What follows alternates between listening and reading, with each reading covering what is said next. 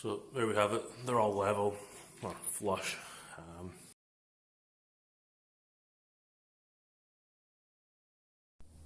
So I've got the butcher block set up out here. I've got my sander, it's just a little Black & Decker sander. It's got 80 grit sandpaper on it. I don't think this is going to be enough to actually start taking this down. If it's not, I'll nip to the store, maybe get a belt sander or a hand planer, one of the electric ones. So it is taking it down a little bit. It's actually not doing too bad a job. I'm going to stick at it with this and then see how far I can get, but I think I'm going to go get a belt sander. I've already been to Home Depot today, so I don't particularly want to go back, but if I have to, I will. And this will just make it so much easier. So I'm going to crack on with this, and the next time you see this should be sanded, whether with this Black & Decker or with another sander, we'll see. So it was a very successful trip to Home Depot. Well, very successful for them, they get my money. But I have upgraded from this small little orbital sander to this belt sander here. Ryobi, yep, $64. I needed one, that's what they had, so I got it. They only had this to choose from, or the rigid one. The rigid one was double the price, so Ryobi, and I looked up online. It actually has some good reviews, sorry. So I've actually started working with it here, and it has taken this down.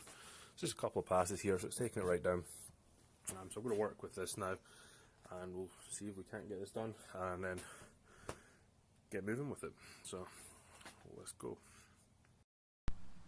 So I'm extremely happy with this Ryobi belt sander. This is coming out really nice. I've got most of this down and flat and level. There are a few bits here and there, kind of here where there's still a little bit of a lip. It's not showing up on camera, but for the most part, it is flawless actually. For, well, as good as it could be actually, not flawless. There are bits where, you know, it does dip in and it is coming up. I'm going to try and get them smoothed out as much as possible, but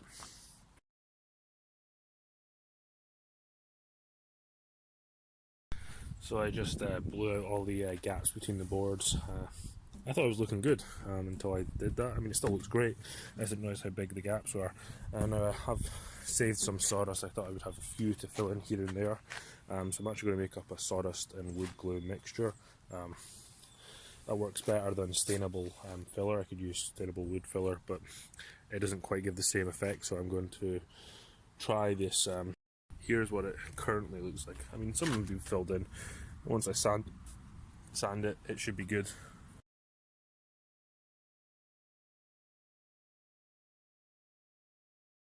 So I'm actually going to use my new workbench for the first time. Don't worry, it's just my supports for this right now. I'm actually building the legs. So I've got some 4x4. This is from the same bunch of pallet wood as well. I forgot I even had these. You know, got nail holes and stuff in them, but they're solid. So I'm going to use some pocket holes to make up a little frame for these here. So these are the crossbars.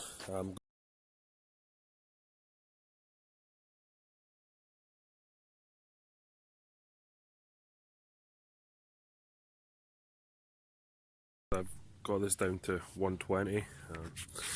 The stain does say to take it down to 220, but because this is going to be a workbench outside, I'm not too concerned, but it's nice and smooth.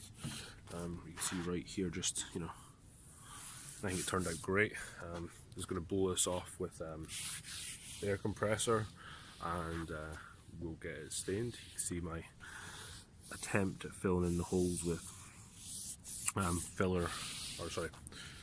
wood glue and sawdust as filler. It went alright actually, it didn't come out the best, but yep, going to get this blown off and get the pre-stain on it and get it stained.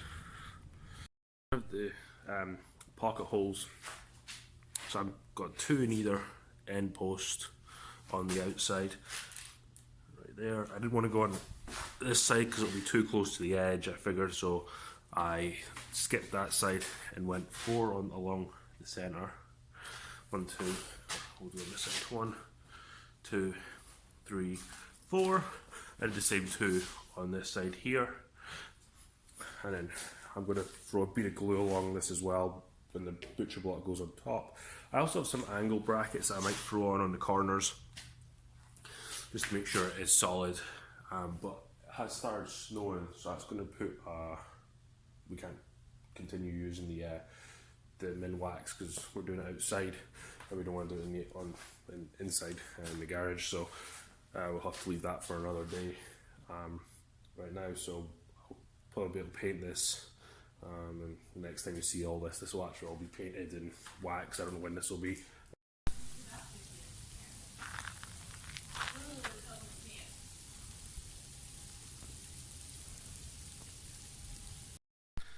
So we were able to get the butcher block on here, and I think it looks great.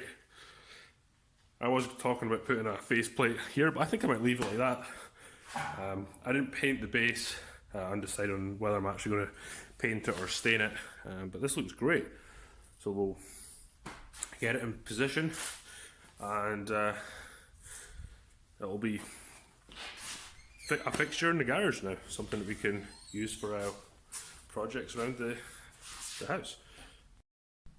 As always, any tools or products I have used will be in the description below, so you can check them out for yourselves and see if anything might be fitting for you in your woodworking projects. This is fairly easy to undertake, but yeah, no, I'm really happy with this. So I will finish this and I will post an updated picture on Instagram, but for this video I'd call this project completed. I'll post a little picture of this when it's finally situated as well, before we finish it, or we might finish it beforehand depending on that. But as always, thank you for watching, and if you like this video, please do give it a like and consider subscribing to the channel.